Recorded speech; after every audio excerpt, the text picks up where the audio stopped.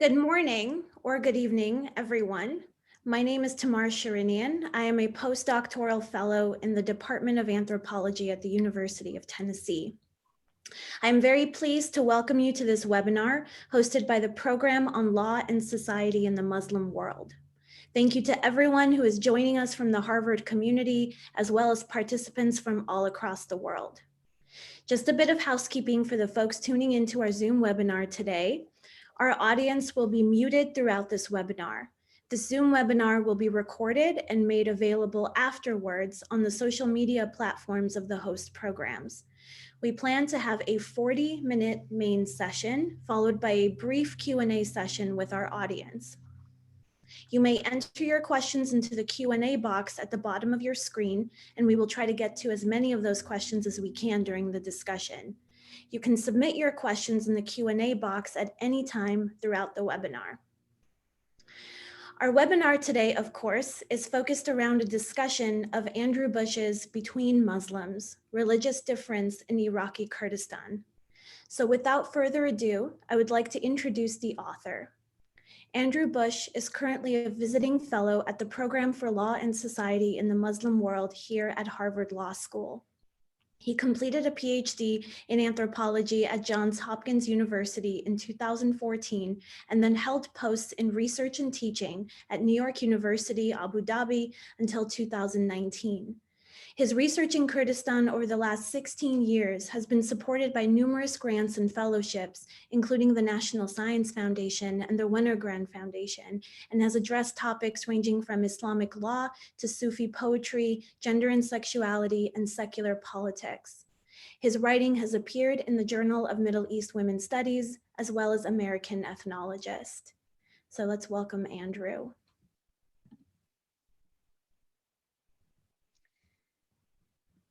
Good morning and good evening to everyone.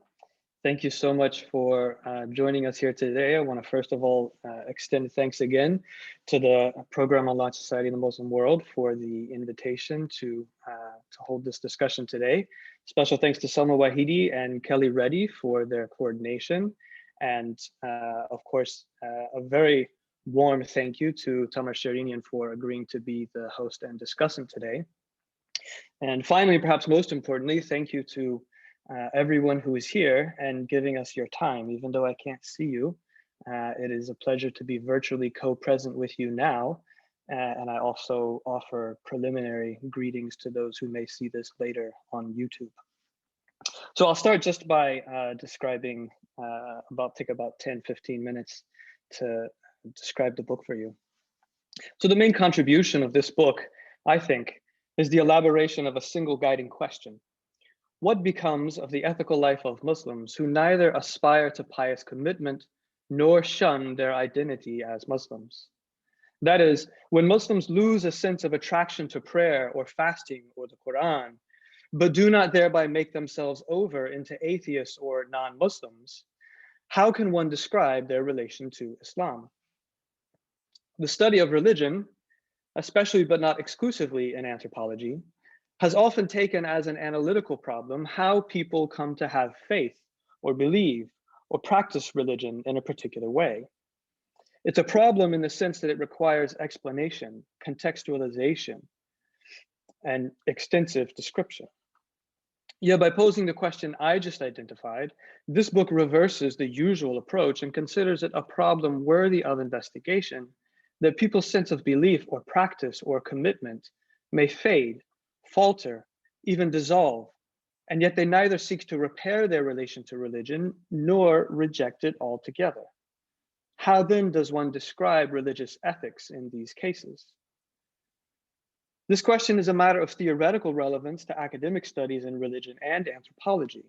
But more importantly, in my view, it is also a problem in the everyday lives of many people I met while doing fieldwork in the Kurdistan region of Iraq, which I began in 2004, conducted intensely for this project in 2008 and 2009, and then followed up on in both ethnographic and archival research until almost 2019. I didn't have to go looking for Muslims who had this kind of orientation to Islamic traditions. From the first summer I visited, I came to know many people like this in the shifting crowds of university students, artists, journalists, and shopkeepers who welcomed me and my research. The people with this kind of orientation were not confined to a single social group, nor a particular economic class, but my research project grew out of my relationships with these diversely placed Kurdish Muslims. They offered a perspective on Islamic traditions that differed from what I had found in the most influential ethnographies of Muslim societies in the past 15 years. Broadly speaking, those ethnographies have offered a range of insights on the techniques and conditions in which Muslim ethical life honed a focus on the pursuit of piety. But in Iraqi Kurdistan, as in many other societies, I think, there was a broader sense in which ethical life might not merely put one on the path toward piety, but may allow one to leave that path. So asking how to describe this orientation to Islam is the first contribution of the book. Another contribution is the demonstration of a methodological approach to respond to this question. I wanted to avoid the trap of inventing new terms to describe an orientation that, despite being so common, itself never had a single name. I also wanted to avoid the trap of describing this orientation as merely secular, which seems to me to obscure both what secular or secularism might be, and also to obscure what might be distinctive about this particular orientation to Islam. So on the other hand, I wanted to embrace the contingency and dynamism and singularity of this orientation. The fact that it can be sensed but is difficult to name. The fact that it shifts over the course of a life, often shifting in relation to the others one engages. The fact that these shifts are surprising, not just to me as an ethnographer, but often to my interlocutors as well. I also wanted to make this orientation available for the reader as something that they could sense and/or imagine in a comparative way, as intersecting with their own daily life that they share with others. How then to write such a book? I think the briefest way to describe this is to ask you to indulge your imagination for a moment and picture me in the field. Picture me in a small room, surrounded by books, doing an interview with just one person about Islam and Kurdistan, about Kurdish poetry, about the Persian and Arabic intellectual traditions that have shaped life in Iraqi Kurdistan, in the shifting political conditions of Ottoman imperialism, the British Mandate, Ba'athist rule, and the ascendance of Kurdish political autonomy. Then imagine us lifting our attention from the books, moving to another room for a long, slow lunch or dinner where we shared space with my interlocutors' family and friends. Men, women, children, some of whom were deeply pious, others of whom had given up on piety. Then imagine me and my interlocutor returning to the library, continuing our conversation, unscripted this time, maybe talking about books, maybe reading a poem together, maybe talking about family, or maybe doing all three. And finally, then imagine me tracking down those same books in the bazaar in the city of Suleimani, where I was based, and then taking them home to my office in Baltimore and then Abu Dhabi, and setting them on my desk next to my field notes for this book project. That image of me doing fieldwork and writing shows two crucial aspects of my methods.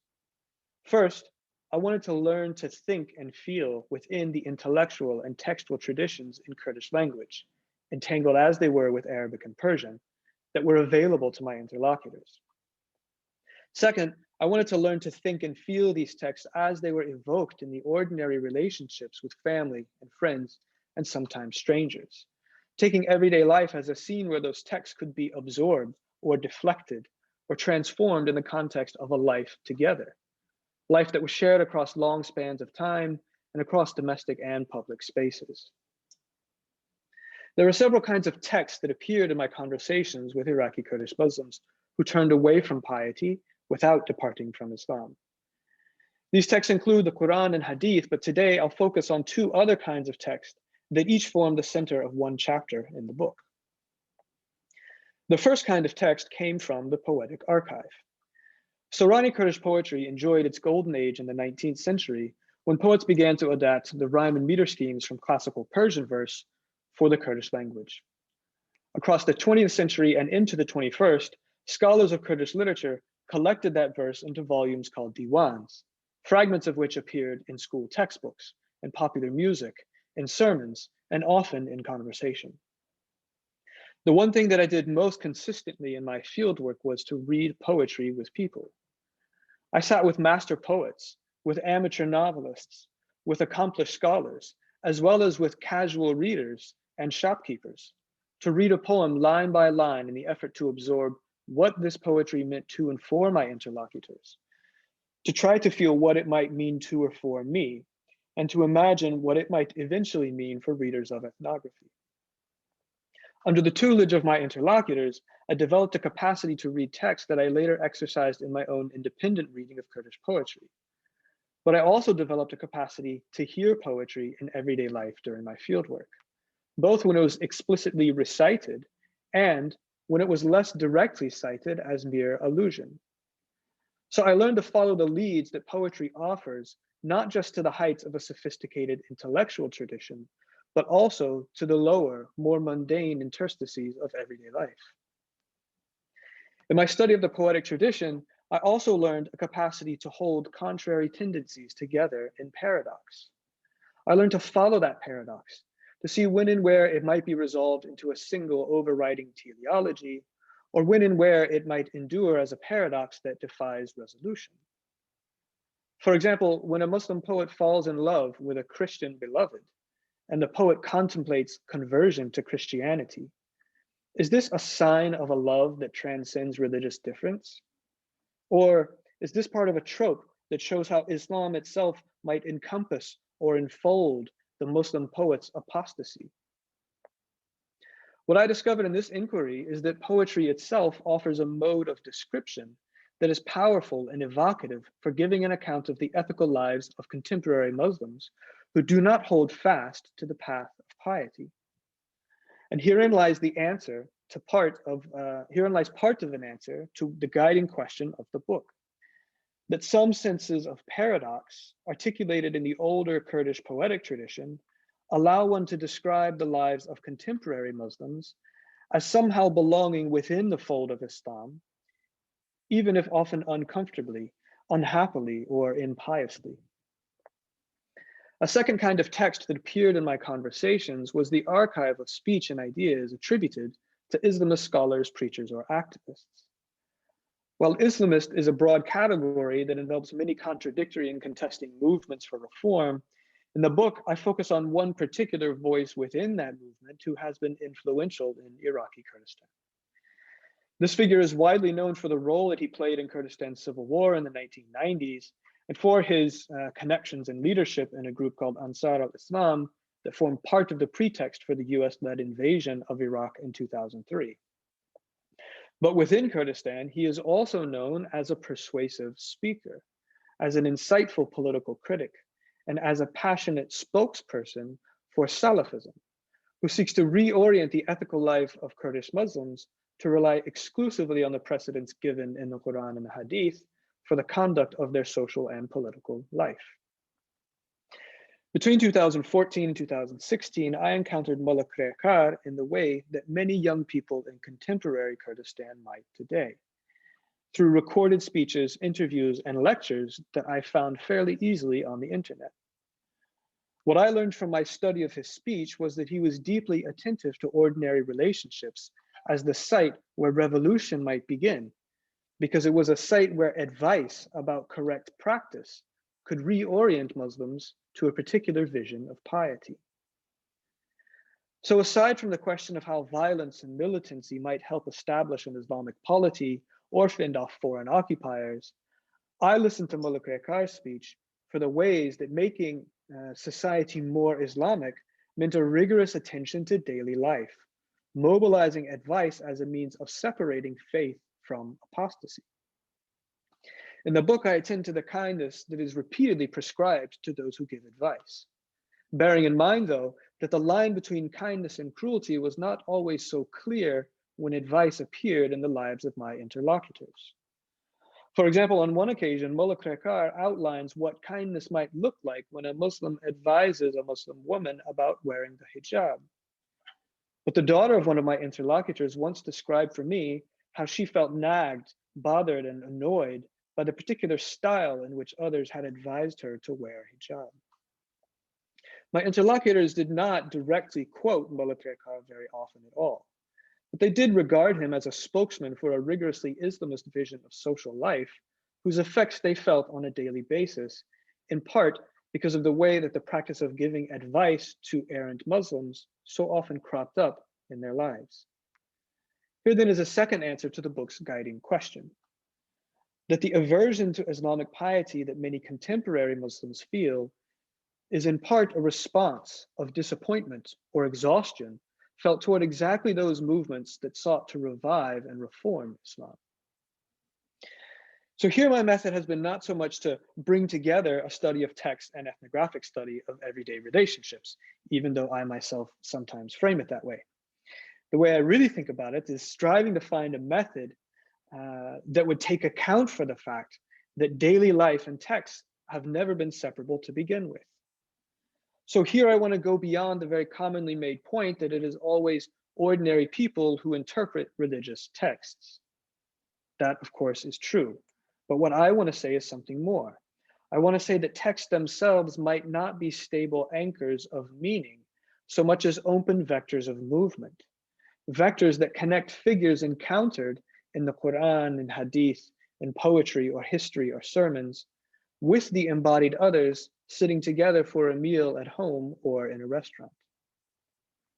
Thus, in addition to the 2 chapters I've just mentioned, 3 additional chapters of the book track the way that these texts appear in conversation with my interlocutors, conversations that unfolded after the interviews that were often about family and friends. So alongside its study of how texts appear in everyday life, the book responds to its guiding question by insisting that we learn something about the orientation to Islam by attending to how these Muslims who are not so pious relate to the pious Muslims who surround them in their everyday lives. Over and over again, in the process of research and writing, I learned to resist the temptation to interpret these lives in terms of concepts like tolerance or privacy or respect for autonomy. These concepts are part of the secular common sense that sometimes makes up the framework, or better yet, the topics of critical academic inquiry into questions of religious difference. But in the ordinary relationships that my interlocutors showed me, I saw rather feelings of pleasure and kindness, cruelty, injury, fatigue, small acts, ways of describing or leaving undescribed, ways of asking or not asking, that morph across the terrain of everyday life and resist condensation into concepts. On this terrain, the difference between Muslims who take up the path to piety and those who don't sometimes became a problem or source of anxiety and discomfort, and sometimes it also became an occasion for pleasure. From my interlocutors in Kurdistan, I learned to think of these ordinary relationships through the particular examples of figures who appeared in their daily life. It wasn't Islamism or Salafism writ large that preoccupied them so much as the particular actions of friends, family, neighbors, or strangers in public. And it wasn't Sufism as such that compelled them, but rather the words of the Kurdish poets Mahwi or Salim. To mention another example that I take from the book, it's not just the idea that a Muslim might criticize God that shows how these Muslims relate to Islam. There's the figure of Khayyam who articulates that idea in Persian and Hajar who gives voice to it in his Kurdish translations.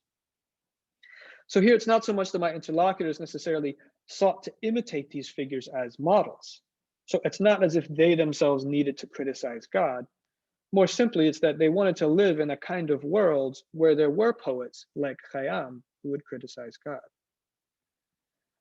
So this method of thinking in figures translates into the method of writing for the book as well. And I'll conclude with this summarizing point. Each of the book's 5 chapters revolves around a particular figure. A mother who is also a daughter, a husband who is also a brother, the poetic figure of an apostate who might be a Christian, a Salafi preacher who was also once a love-struck teenager, and a son who is also a father. By focusing chapters on these figures, I hope to open up a vector for readers from the figures they encounter in ethnographic texts to the others they encounter in their everyday lives. For rather than revealing a distant world to the reader, I hope that this ethnography inspires readers to see something of their own world in a different light. Thank you. Thank you so much, Andrew. I am excited and honored to be here today to discuss between Muslims religious difference in Iraqi Kurdistan, which carefully examines Islamic poetry, movements, and religious practice and belief in Iraqi Kurdistan. Islam, Bush maintains, is in relation to everyday life rather than a particular and particularized aspect of it. Islam in Iraqi Kurdistan is not a private affair, shared as a practice or a belief amongst members of a household to be maintained there, away from the scope of the public sphere. Neither is it a public affair, a practice of public life that interpolates each member of society into a particular sensibility of piety as the proper one. Islam is not entirely politicized, nor is it entirely depoliticized.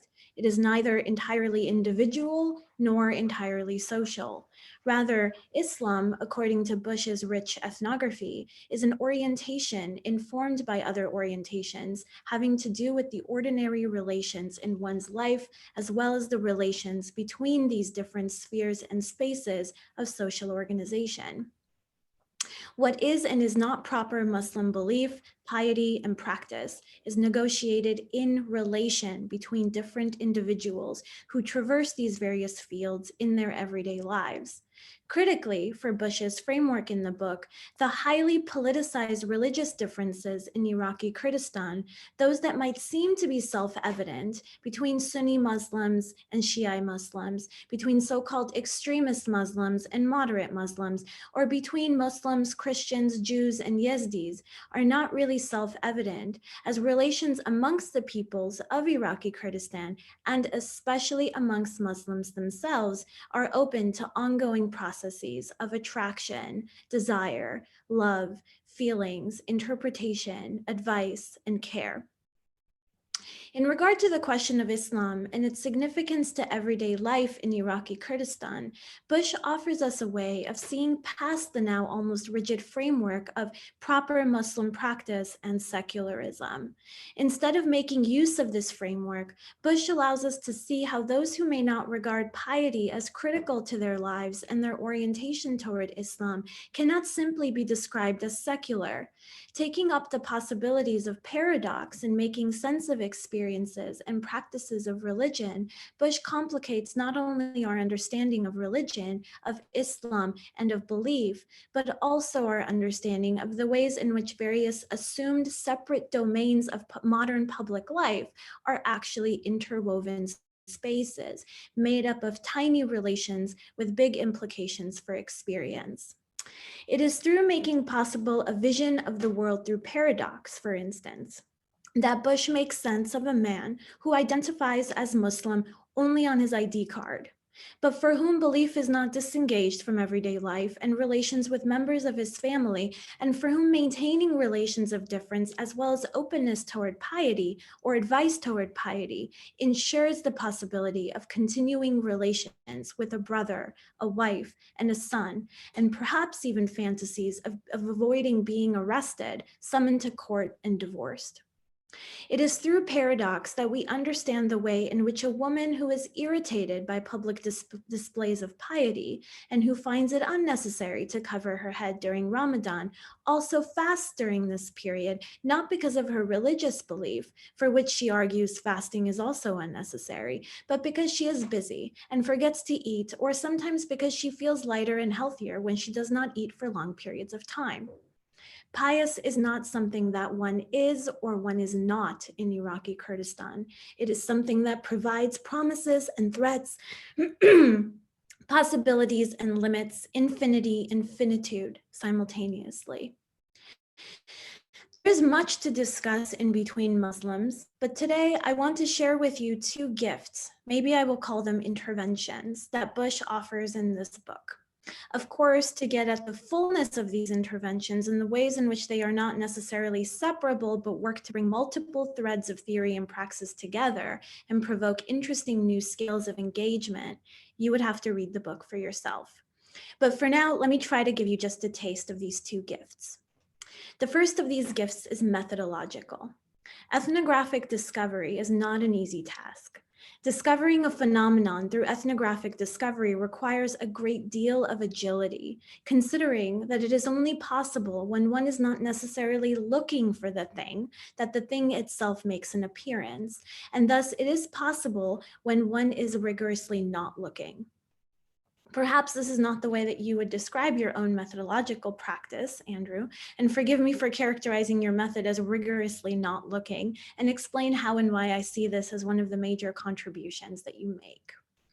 The object of inquiry in Between Muslims is, in Bush's own words, a religious orientation for which there is no ready-made name or category of thought. In other words, Muslims in Iraqi Kurdistan who turn away from piety make up an emergent orientation, one which does not necessarily exist categorically, but does not really have a name by which those who have this disposition use, and one which is not readily available to seek out within a particular space or place. Discovering such an emergent formation requires attentiveness to various details, seeing beyond what is already there and readily available, and looking instead for what the details might make apparent otherwise. This kind of attentiveness is strenuous, activating all senses and directions of thought, and perhaps in some ways not ordering them. We may also call this a polymorphously perverse curiosity. For instance, Bush describes an outing with one of his interlocutors, Pakhshan, and her teenage daughter at a restaurant for lunch.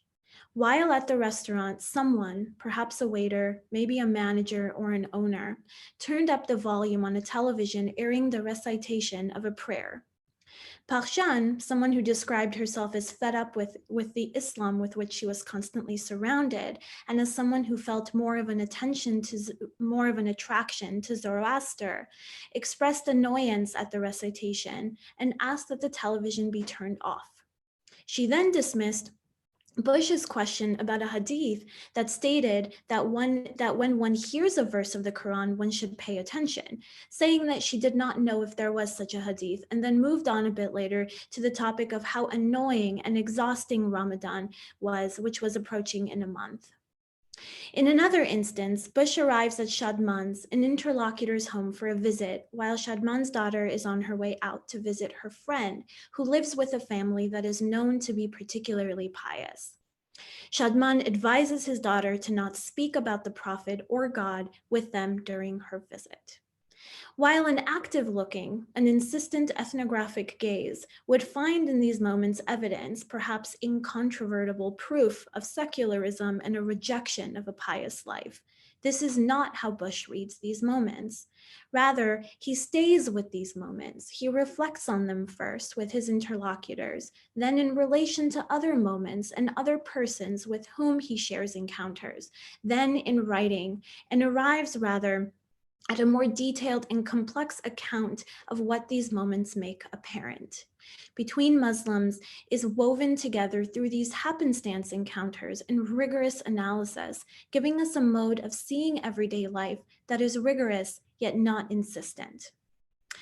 Bush's discussion of religious difference in the book, in other words, refers to differences that are only finely visible and that make an appearance in ways that many might at first sight miss. In many of the cases that Bush discusses, these forms of difference are not conscious ones. They are not frequently spaces of existing contemplation for his interlocutors.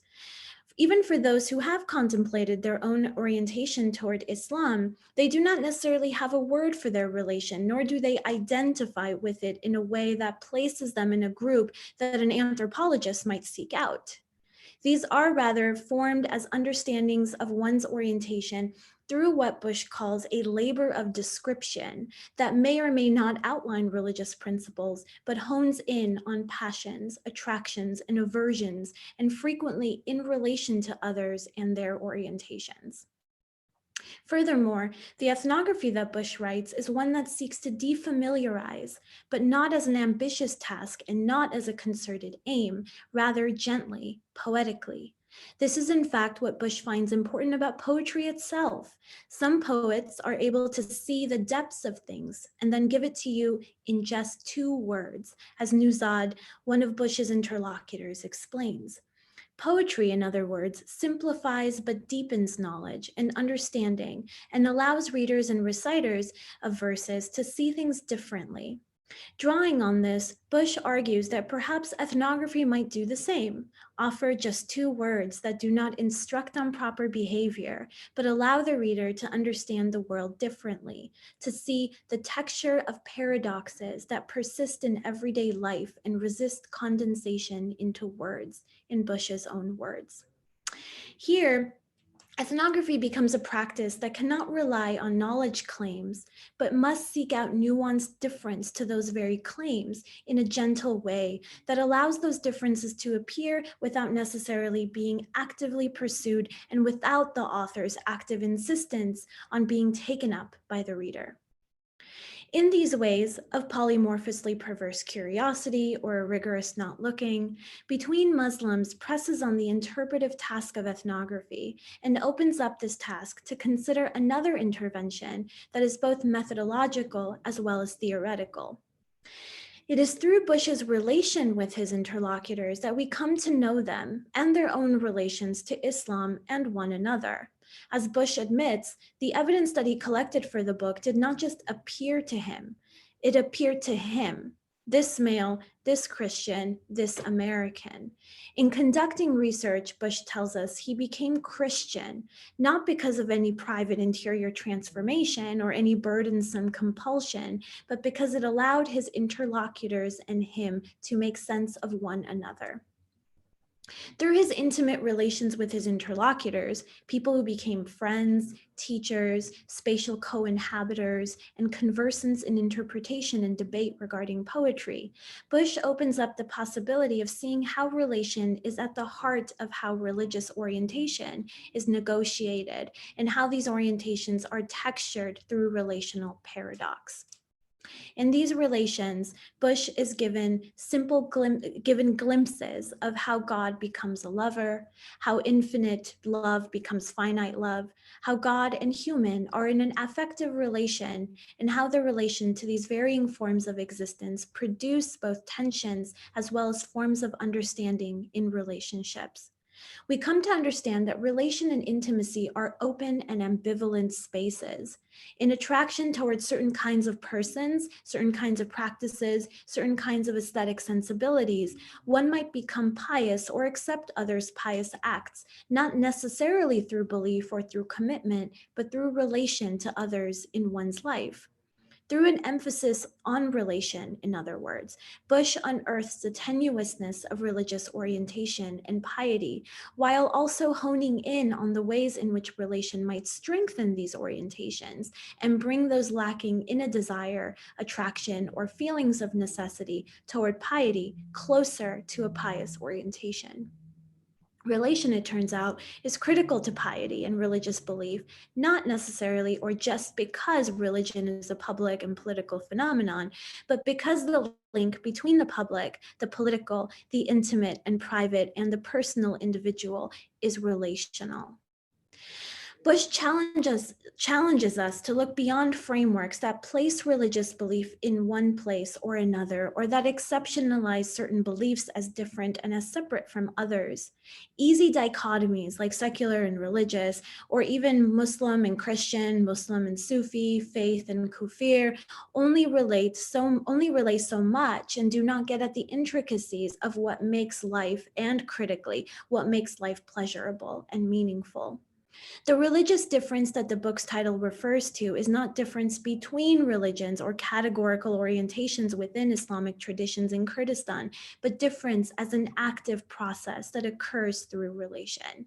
In these ways, Bush's reading of orientations toward piety in Iraqi Kurdistan is also not exceptional to Kurds nor to Iraq, while providing a particularly compelling context for the study of religious orientations because of its history of nationalist and religious movements that at times have aligned and at other times maintained tensions with one another and with state projects.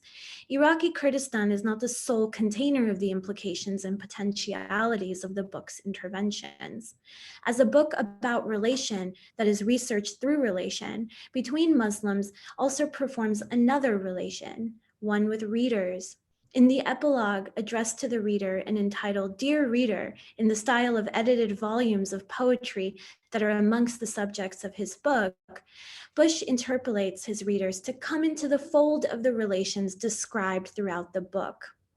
Whether the reader is Muslim or not, religious or not, pious or not, Bush calls on her to think about the relational worlds to which she belongs and her own attachment or perhaps detachment to the heavy framework of the secular and the much messier paradoxes therein. In what ways is her orientation to Islam or belief itself shaped by relations to parents, friends, neighbors, romantic partners, and so on? In what ways does the political life of so-called secularism, made up of these tiny ordinary relations that, no matter how unaware she may be, considering the ordinariness of it all, shape her relation to the pious? In performing such an interpolation, Bush provides a meta-analysis of scholarship on religion and on Islam, asking us to think about how this act of study produces its own paradox. Islam, as well as its liberal secular other, are at once quarantined in particular spaces and times, and simultaneously involve various scales of public, political, social, and intimate relation. My description of these two gifts, of course always also an opening to relation, are not exhaustive of between Muslims. There is far more depth in the book than I have had time to discuss, and I hope that you will all read and engage the book in all of its depths. I'd like to get our discussion started today by asking the first question. Audience members, you are welcome to post your own questions in the Q&A feature on Zoom. But Andrew, as ethnographers, we often tend to be the conduits of the dialectic between theory and everyday life, synthesizing within our research and writing practices the very contradictions between these two. It seems as if this is yet another relation, a relation between theory and actually existing reality. Can you speak a little bit about how the process of coming to see this sense of turning away from piety that you describe in the book emerged? What was the relation between the theoretical and the ethnographic that you embodied in your own person that led you to this insight?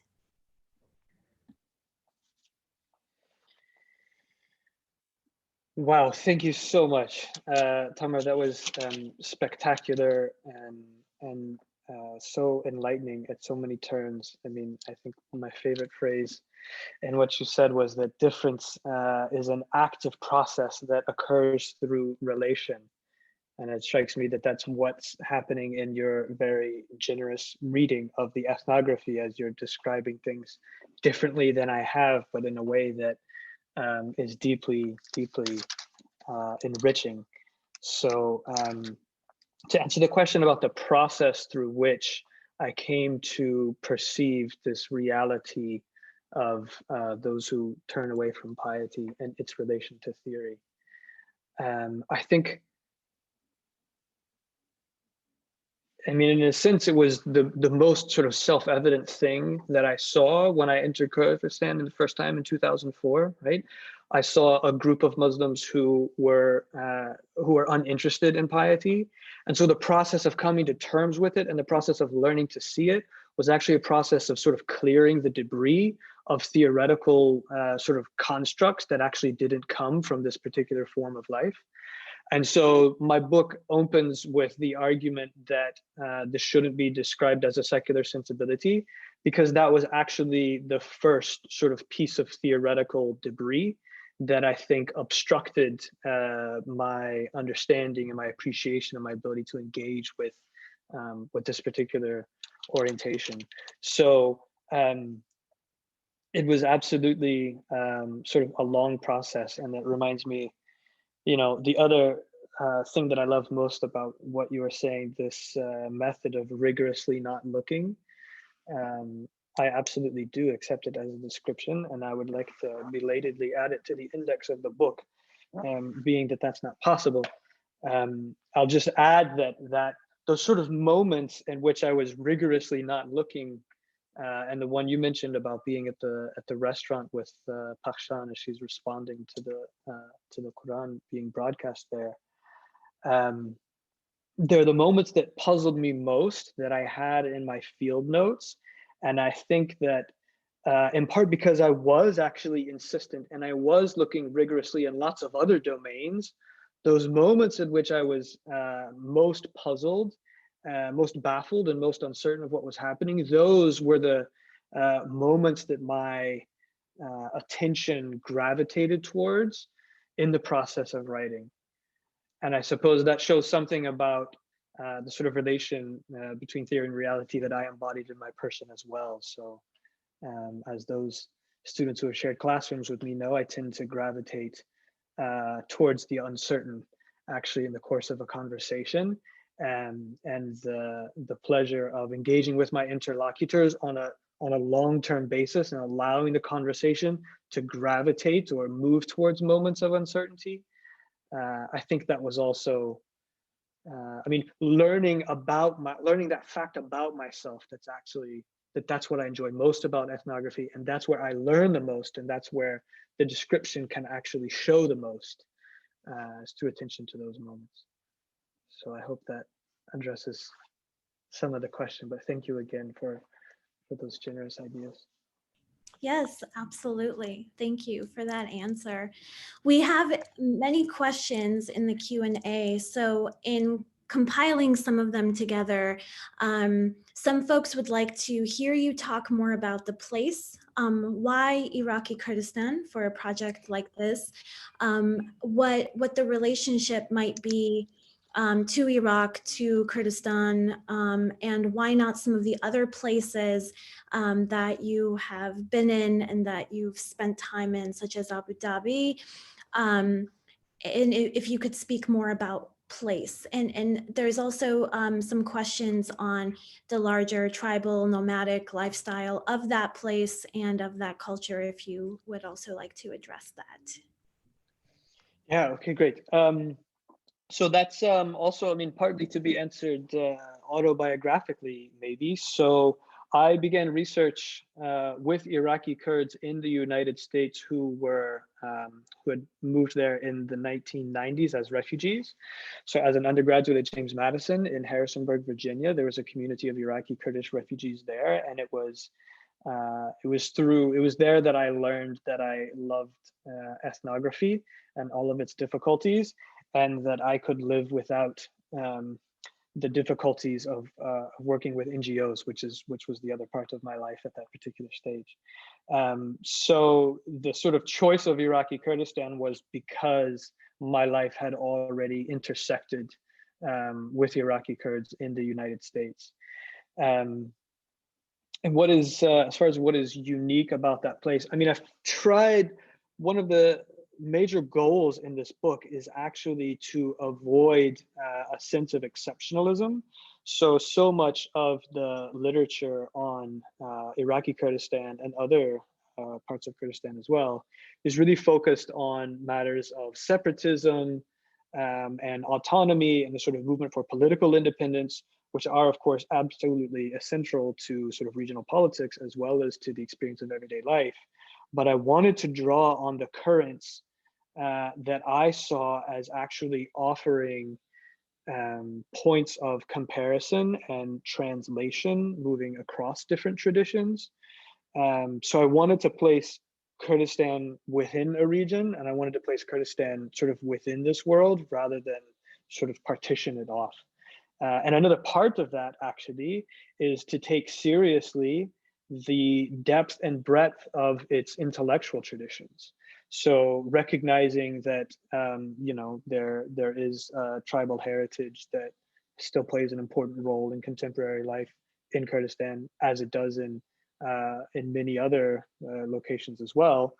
I'm more interested in the forms of intellectual production that have been generally pushed aside in Anglophone scholarship, as well as in the scholarship produced in other languages of the region. Thank you.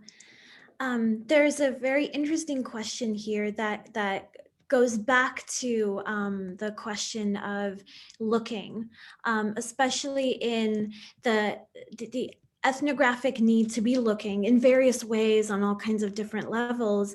and its relationship to what you were actually researching, which is in some ways the written word, but the orality of the written word, the orality of the written word, and how that might make a difference in terms of hearing, seeing, speaking, and the relationship that the relationship between those things that made up your research, and what that might have to do with the status of poetry, which is in the words of the person who asks this, not simply a text, but contiguous with other cultural forms.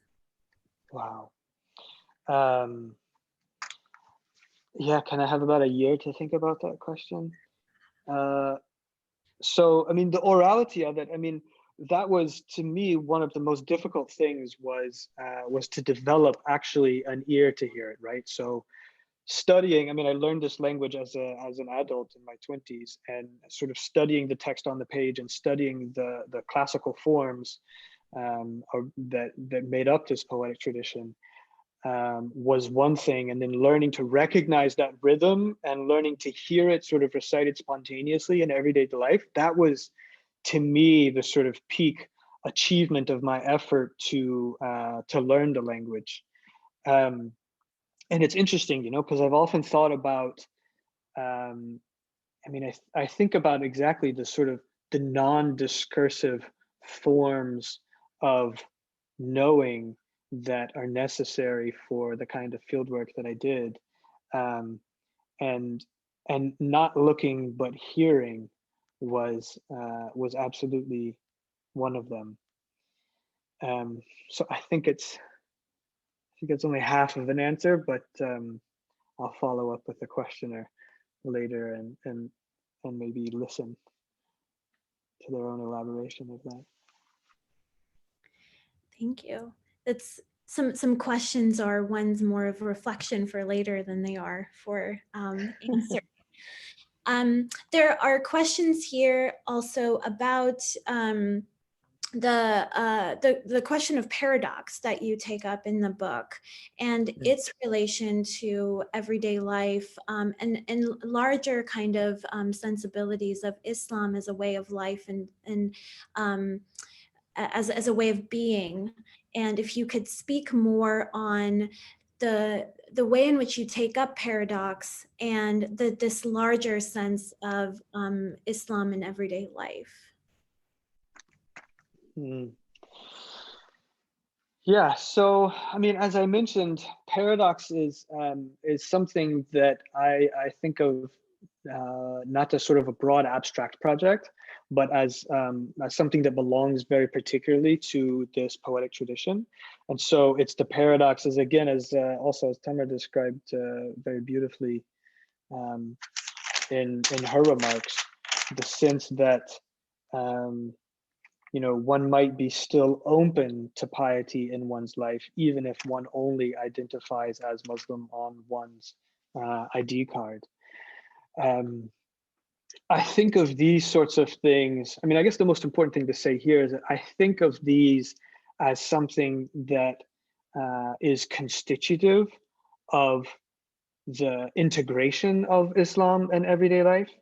I mean, I think there's a tendency to think of these things as peripheral, or as minor, or as uncommon, or as exceptional.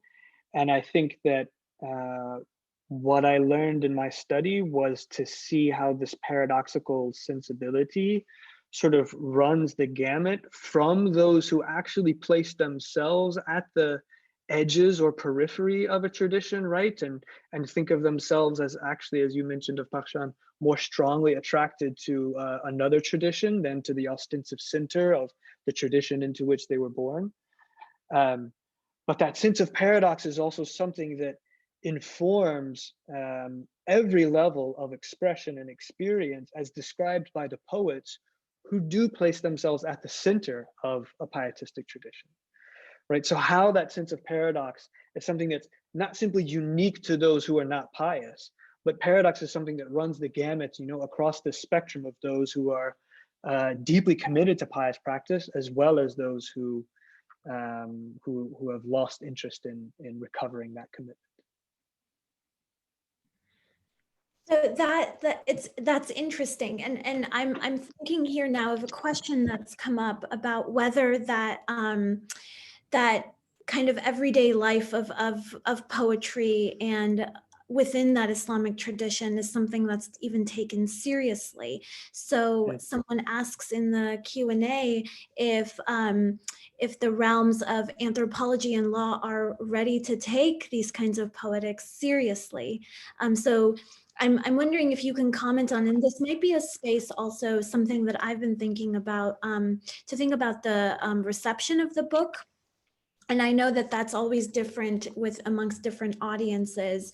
So is what you're writing about and thinking about something that's new in the sense that this is not a serious avenue of research? And are you thus offering what you would take as a serious avenue of research? Or have you gotten different kinds of reactions to the book as it's now been out? So reactions are sort of, let's collect the reactions in the Q&A. It's still a slow process, especially during pandemic. I mean, is anthropology ready to take seriously the this aspect of attention to everyday life and paradox? Yes, I say absolutely. Is the anthropology of Islam ready to do it? Yes, absolutely. But I think that there's still what I described initially as the sort of theoretical debris that, for example, constitutes an opposition between Islam as a discursive tradition and Islam as it's experienced in everyday life. There's a trend in the anthropology of Islam that sort of wants to show a tension and a difference there, and I just didn't see that in the empirical work that I did in Iraqi Kurdistan. So I think that absolutely I'm hopeful that it will find its place in the anthropology of Islam and also in anthropology more broadly. Was there another question about reception, or did I get both of your questions? Yes, you did answer the question, but I have a follow-up, and I think that this goes along with some of the other questions that I'm looking at about how this was received by your interlocutors, and that's always a different kind of question. And so you describe your interlocutors as turning away from piety. And so some of the questions here are asking you to kind of think about or explain what you mean by piety, or the thing that these folks that you worked with are turning away from, and whether your interlocutors in reaction to the book have taken up your kind of your perception of that, and what they might regard as piety before or after engaging with your book. Yeah, so this I mean, piety, it's difficult, like I've insisted that I'm not going to give a name to what is the very polymorphic sensibility, but of course everything that counts as piety is of course also sort of polymorphous and changing and shifting, and not simply something that can be identified and defined and isolated, but the subject of debate and contest and negotiation and historical transformation, all of these things. So what interests me and what's distinctive about the kind of orientation that I'm describing is that these are people who are not making a claim to what might be considered pious, right? So they have, I mean, some people have responded by saying, well, isn't sort of everyone's vision of the good their own version of piety? And to that I answer, well, no, it's not, because actually piety is a deeply contested term within the Islamic tradition, right? In Kurdish, what does it mean to be dindar, right? What does it mean to have the virtue of taqwa? This is a matter of contest to which some people contribute a debate, right? And some people struggle for it and make a claim to it. And other people say, you know what, that debate is for you all. I'm interested in something else. And it's that aspect of sort of turning away, right? If I can illustrate with my hands. what's going on. As far as the reception of interlocutors, I mean, it's there's very little of the sort of Anglophone tradition of ethnography that I'm writing in translated into Kurdish.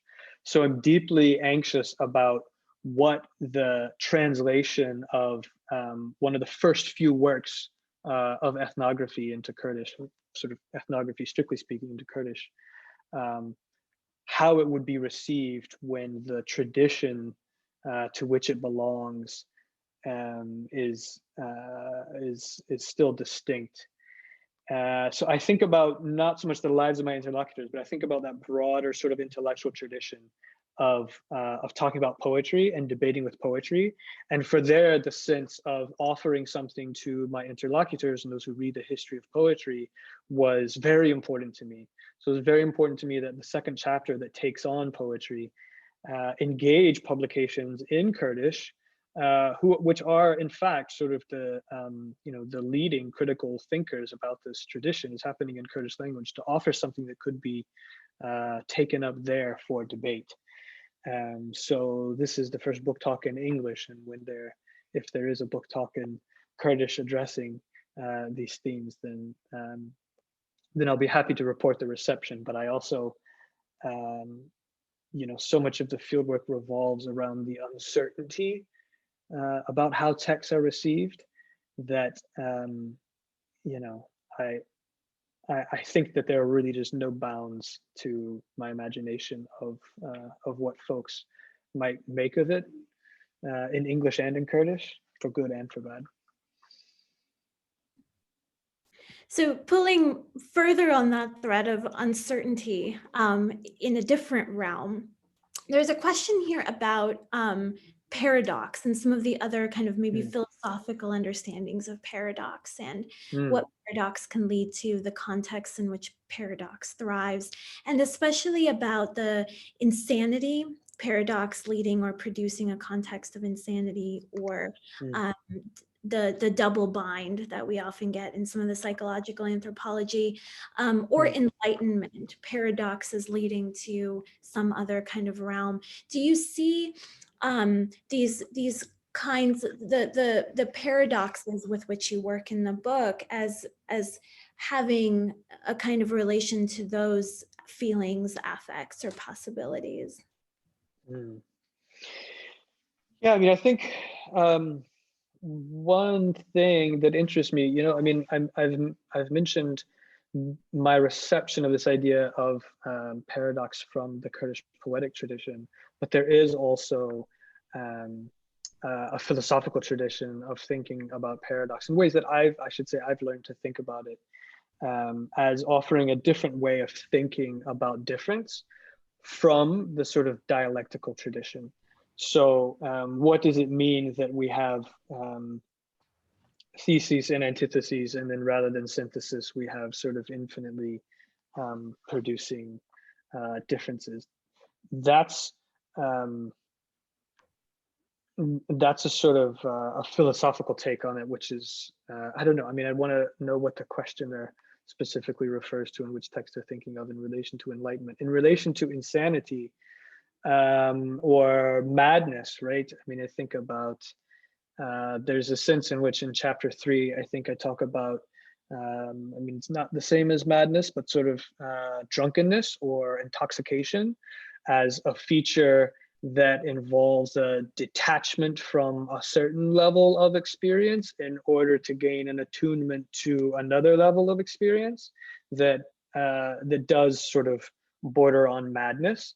And the idea that sort of the clearer vision of reality requires letting go of the immediately accessible vision of reality. That's one of the paradoxes, for sure, that Kurdish poets have described very eloquently, and I touch on briefly in the book. Thank you so much, Andrew. We are out of time. I would like to thank you, Andrew, our guest speaker, as well as our audience. Thank you for your engagement and your excellent questions. Thank you to our hosts, the Program on Law and Society in the Muslim World. Stay tuned for future webinars by the program, and a special thank you to all of those behind the scenes to bring you this webinar. We look forward to welcoming you to future discussions. May you all stay safe and healthy wherever you are.